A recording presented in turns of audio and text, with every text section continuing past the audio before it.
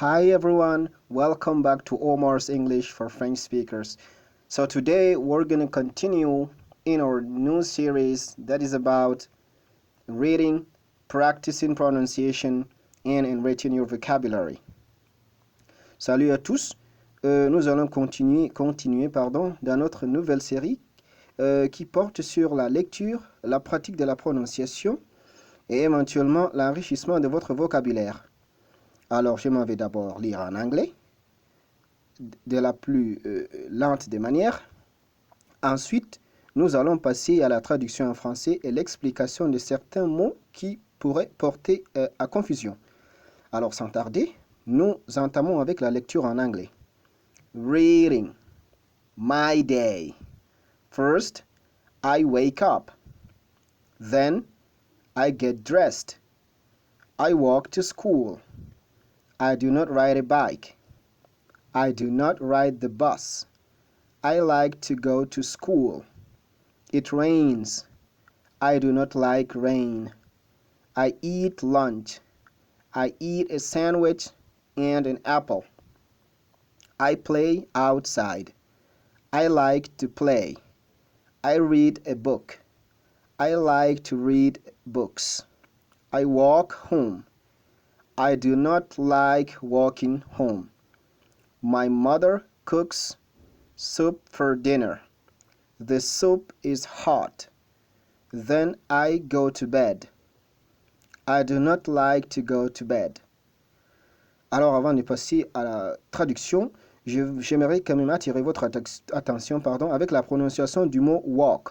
Le L est silencieux, on ne le prononce pas. To walk, to walk. On ne dit pas to walk, on dit to walk. To walk. Alors, je pense que c'est le seul mot. Nous allons passer à la traduction en français. D'abord, je me réveille. Ensuite, je m'habille. Je vais à l'école à pied. Je ne prends pas la moto. Je ne prends pas le bus. J'aime bien aller à l'école. Il pleut. Je n'aime pas qu'il pleuve. Je prends le déjeuner, c'est-à-dire le repas de midi. Je prends un sandwich et une pomme. Je joue dehors, c'est-à-dire à l'extérieur. J'aime bien jouer. Je lis un livre. J'aime bien lire les livres. Je rentre à la maison à pied. Ma mère prépare la soupe ou le potage ou la purée pour le dîner. La soupe est chaude. Ensuite, je vais au lit.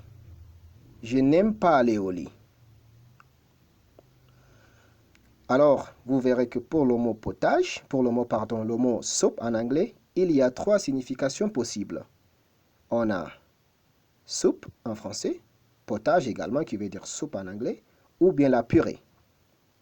Alors, j'aimerais également revenir sur le mot to ride. Il a dit I do not ride a bike. Je l'ai traduit par je ne prends pas la moto. Et il a également dit I do not ride the bus. Je ne prends pas le bus. Alors, le mot ride en anglais veut dire conduire quelque chose dans le premier sens. Mais lorsqu'on dit I do not ride a bike, ça veut dire qu'il ne prend pas la moto. Alors ici, c'est un élève qui est en train de parler. Alors, on suppose qu'il ne peut pas lui seul conduire la moto. Alors, la traduction du mot ride sera le mot prendre. C'est-à-dire, il ne va pas prendre une moto dont le travail est de porter les enfants de leur lieu d'habitation vers les lieux d'éducation, c'est-à-dire vers les écoles. Même chose pour le bus. Lorsqu'un enfant dit « I do not ride the bus », ça ne veut pas dire qu'il ne va pas conduire le bus lui-même. Parce qu'on sait qu'il est un enfant, il ne peut pas conduire le bus. Alors, le verbe ride, le verbe to ride, veut dire prendre le bus. Alors, vous constatez également que les phrases sont simples. Sujet, verbe, à la rigueur, complément. D'abord, je me réveille, sujet, verbe.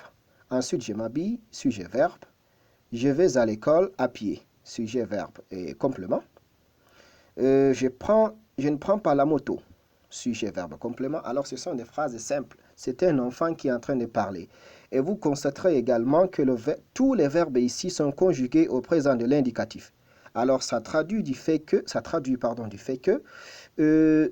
cet enfant est en train de décrire ce qu'il fait tous les jours de la semaine, on suppose, ou bien la majorité des jours de la semaine. Tous les matins, il se réveille, tous les matins, il s'habille, tous les matins, il va à l'école à pied, tous les matins, il ne prend pas le bus, tous les matins, on suppose qu'il pleut, peut-être que c'est la saison des pluies.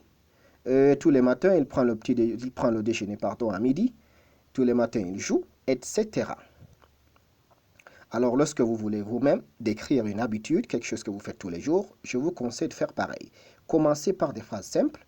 Utilisez le présent de l'indicatif, le simple present en anglais, pour décrire des actions qui se répètent tous les jours. Voilà, nous voilà arrivés à la fin de la leçon. Stay tuned, restez connectés. Si vous avez des questions, des commentaires, des suggestions ou bien des questions, je vous suggère de vous lâcher un commentaire dans la partie commentaires. Je vous dis ciao et bon week-end.